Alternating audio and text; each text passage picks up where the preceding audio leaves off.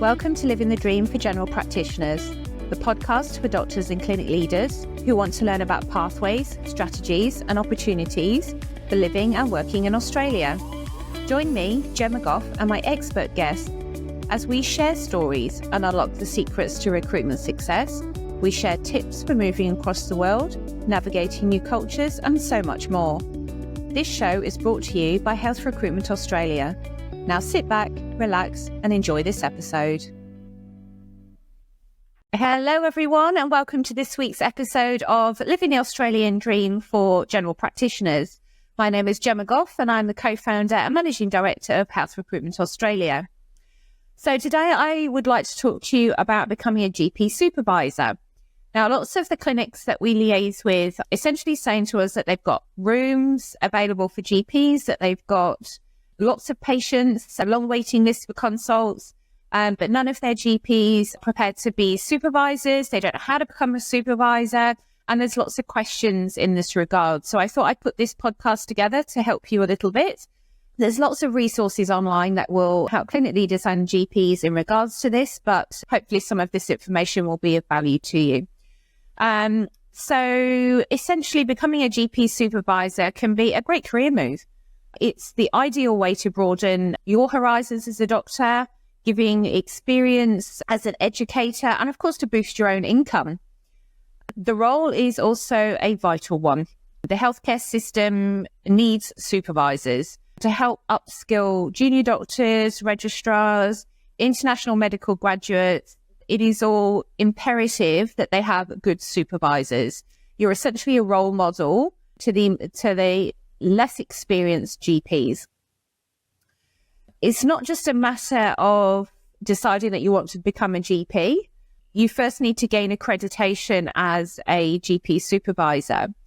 So becoming a GP supervisor is recognised as a special interest, the same way it is with a chronic disease management or an interest in paediatrics. To be a supervisor is a special interest. It's essentially known as, or specifically known as, supervisor professional development. So any education that you do in that regard goes towards your 50 hours a year of your CPD. And as you know, this is an annual requirement, so this actually contributes to that greatly. So to become accredited as a GP supervisor, you need to undertake the foundations of GP supervision program modules, which the modules are available online, webinars and workshop attendances. So it's a combination of all of those. There's 7 modules that you need to complete. There is an 8th one to do if you choose. Obviously, we would recommend that you do the entire modules, but that 8th one is generally around AGPT registrars. Components of supervision. So a GP supervisor needs 3 components. So they need to be in a position to clinically support the training doctor. So to ensure that their patients' needs are adequately met, that they're maintaining safe levels of duty and of care at all times. They need to be able to provide education to the junior doctors or international medical graduates. So developing their knowledge base, they're improving their skill set, coming up with a plan, a timetable, or some sort of structure in relation to actual on-the-job learning for these doctors.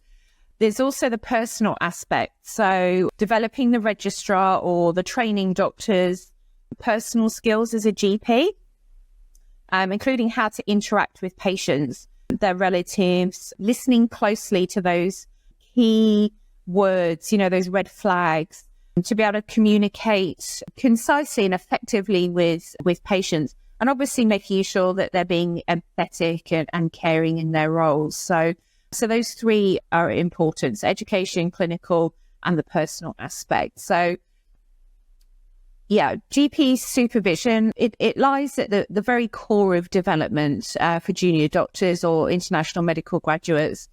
These junior doctors tend to have a great deal of autonomy, and so it's really important that somebody is available to make sure that they are practicing safely and within their scope. This puts great responsibility on a GP supervisor. It isn't something to take lightly. observing and guiding the registrar or the training doctor while prioritising the welfare of their own patients can be a real juggle.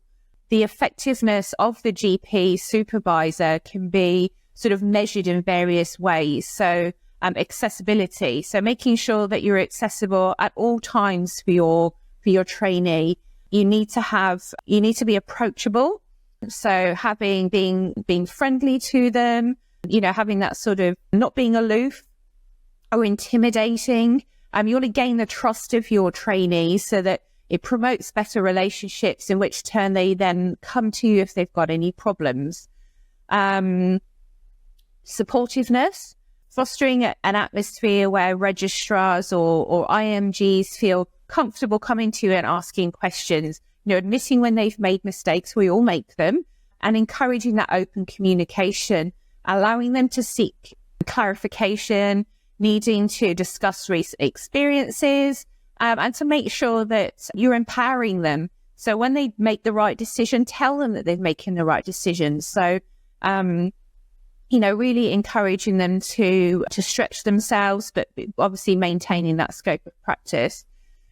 Clinical skills. So it goes without saying that GP supervisors must be accomplished in their own right. This means that you need to keep abreast with latest medical advancements, sharing recent updates with your team, making sure that you're up to date with any changes in medicine. Excuse me. Communication and teaching skills. So some people can be great communicators without being good teachers. So developing your teaching skills is really important. Facilitating active rather than passive learning. There's a balance there, making sure that, that they have the opportunity to watch you with patients and to observe procedures, for example, but also allowing them to be able to do that themselves with your supervision. So you can guide them along the way, tell them what they're doing well and what they can work on. It's important that the registrars are doing rather than just watching. And this could be said for medical students. Many clinics now are supporting local universities and hosting medical students. A lot of parallel consulting is happening in general practice at the moment with medical students. And this is a great way to get more GPs into primary care. We all know that there's a dire need for that. And any experienced GPs that aren't yet supervising, we would strongly consider you think about how you can share the knowledge and experience you've learned over these years. So other key attributes of a good GP supervisor, well, there are many. And these might include honesty, providing regular feedback to your trainee, whether it be positive or constructive. It really helps the trainee to understand that there's strengths and areas where they can improve. Feedback should be specific, actionable, something that they can actually change. Leadership, lead by example, obviously. Understanding that respect is always earned rather than a given. Demonstrate professionalism, empathy, excellence in your work, and with patient care at all times. So your behaviour sets those standards that your trainee will expect to adhere to. So it's important that you set those boundaries and expectations. Encourage autonomy. So allow your registrar to take on increasing levels of autonomy under your tutorship. As they gain more experience and confidence, encourage them to make decisions independently, while knowing that you're there to support them should the need arise. Setting clear expectations, clearly outline your expectations regarding clinical responsibilities, their personal behaviours and their learning objectives. So providing them with a basic framework for their learning journey and achievable milestones during their traineeship with you. Facilitate learning opportunities and development. So encouraging participation in a variety of educational activities. And these might be recent case studies, this might be clinical meetings, medical conferences, reading literature, sort of pursuing those additional certificates in, skin management or women's health, the chronic disease care, those sorts of things. Undertaking health research projects is another good way for them to sort of branch or stretch themselves in that growth realm. Promoting self-reflection. This is important and something we should all be doing. Encouraging your registrar or your student or your IMG to think about their clinical experience to date. So patient interactions, personal development, help them to identify areas for improvement, areas for personal growth, and the strategies used to achieve that. Respect diversity and inclusion, exposing your registrar to a variety of clinical experiences with different patient demographics. Now, some areas can be quite challenging to achieve that. So maybe you work in a clinic where they have, sister clinics where they can work part-time at one location and part-time at another, where the demographic is very different. This is great for their learning. The more breadth of patients that they see, the better doctors they become. Things like culture, patient beliefs, perspectives among patients and colleagues, all of those sorts of things are also really important to work on with your training. Seeking feedback. So be open to receiving feedback yourself as a supervisor. It will only make you a better supervisor. So your teaching style, your communication skills, your effectiveness, and areas for your improvement. So, actively seek that out from your trainees and your peers. This will only make you a better supervisor and make your trainees even better doctors. Reaching out. So working as a GP supervisor can be extremely complex. It can be very demanding and stressful for various reasons. So sometimes the supervisor themselves may struggle to be effective in their role as a GP and a supervisor. The registrar may feel guilty of disrupting or, feeling like they're being a nuisance to you.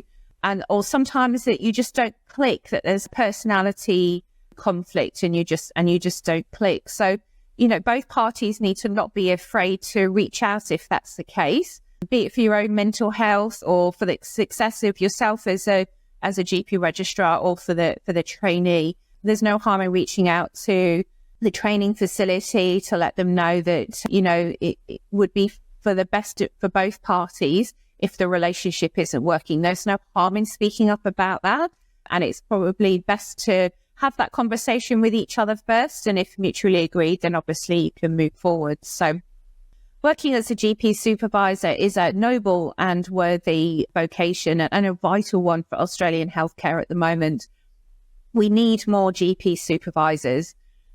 There are many general practices out there who have capacity to take general practice registrars, to take international medical graduates, and to support medical students. And as I say, it's a really rewarding career and can be financially lucrative for you as well. It's something I would strongly suggest any experienced VR GP to liaise with your clinic leaders and see how you can support the practice with your supervisory duties. And they can then liaise with a recruitment agency like ours, Health Recruitment Australia, where we might be able to place international medical graduates with your clinics. International medical graduates are generally very loyal to the practice. You offer them supervision, you offer them visas, you support their families integrating into the Australian communities. It's a great way to build long-term relationships. So if anyone would like more information about becoming a GP supervisor, obviously don't reach out to our team. That's what we're here for. We have lots of GP supervisor roles available across multiple states in Australia. So if you're thinking that your practice isn't in a position to support you in that role and you'd like to look at other options, of course, reach out to our team. Well, that's it from me today. I hope you found that useful. As I say, if you've got any questions, please do reach out. But that's all for me today. Thanks very much. Bye for now. Thank you for listening to Living the Dream for General Practitioners. Don't forget to subscribe on your favourite podcast player so you don't miss an episode. At Health Recruitment Australia, we want to see more happy GPs, thriving medical practices and healthy communities. If you'd like to join us on our mission, visit healthrecruitmentaustralia.com.au to explore opportunities and to get in touch. Thanks for listening.